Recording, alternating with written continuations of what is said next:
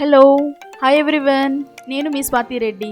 Welcome to our channel V3 Vindu వినోదం విజ్ఞానం. ఈరోజు ఒక మంచి బ్రేక్ఫాస్ట్ ఆర్ డిన్నర్ రెసిపీతో వచ్చానండి. ఇది వింటర్ ఆర్ రైనీ సీజన్లో డిన్నర్కి one of the best recipe అని చెప్పచ్చు. అదేనండి కారం పొంగలి. ఇది కొంచెం డిఫరెంట్గా చేస్తాం, సో వీడియోని స్కిప్ చేయకుండా చూసేయండి. ఈ పొంగలికి కావాల్సిన పదార్థాలు చూద్దాం. నేను ఒక 2 to 3 మెంబర్స్కి చేస్తున్నాను. సో ఈ గ్లాస్తో 1 గ్లాస్ రైస్, హాఫ్ గ్లాస్ పప్పు తీసుకున్నాను. పచ్చి కొబ్బరి కొంచెం, చిన్న అల్లం ముక్క, 2 లేదా 3 పచ్చిమిర్చి వేసుకోండి.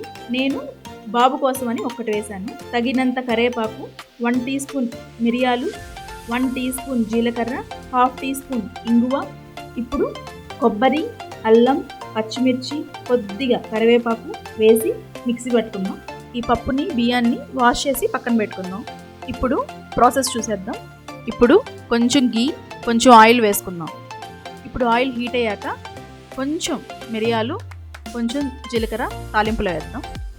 జీడిపప్పు పలుకులు కొన్ని వేస్తున్నాను, కరివేపాకు కొంచెం వేస్తున్నాను.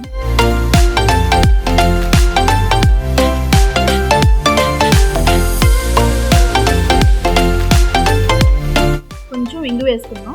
జీడిపప్పు ఇవన్నీ లైట్గా ఫ్రై అయ్యాక ఇందాక మిక్సీ వేసుకున్నాం కదా, కొబ్బరి అల్లం అవన్నీ అవేసి దీన్ని కూడా లైట్గా ఫ్రై చేసుకున్నాం. తర్వాత ముందుగా వాష్ చేసి పెట్టుకున్నాం కదా పప్పు బియ్యం, దీన్ని కూడా వేసి లైట్గా ఫ్రై చేసుకున్నాం. ఈ పప్పు బియ్యం ఫ్రై అయ్యాక 5 గ్లాసెస్ వాటర్ తీసుకున్నానండి. అంటే మీ కన్సిస్టెన్సీ బట్టి, మీకు తిక్కుగా కావాలంటే కొంచెం తగ్గించుకోండి. నేనైతే 5 గ్లాసెస్ వేసుకుంటాను. 1.5 గ్లాస్ క్వాంటిటీ. తగినంత ఉప్పు వేసుకొని కలుపుకుందాం.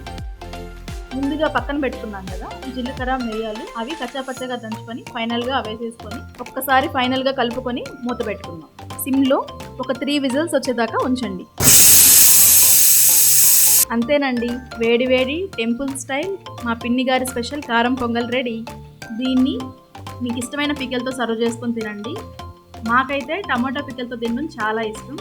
ఒక్కసారి మీరు కూడా వేడి ఈ కారం పొంగల్ టెంపుల్ స్టైల్ది ట్రై చేసి చూడండి. మీరు తప్పకుండా ట్రై చేసి నాకు కమెంట్స్ రూపంలో చెప్పండి.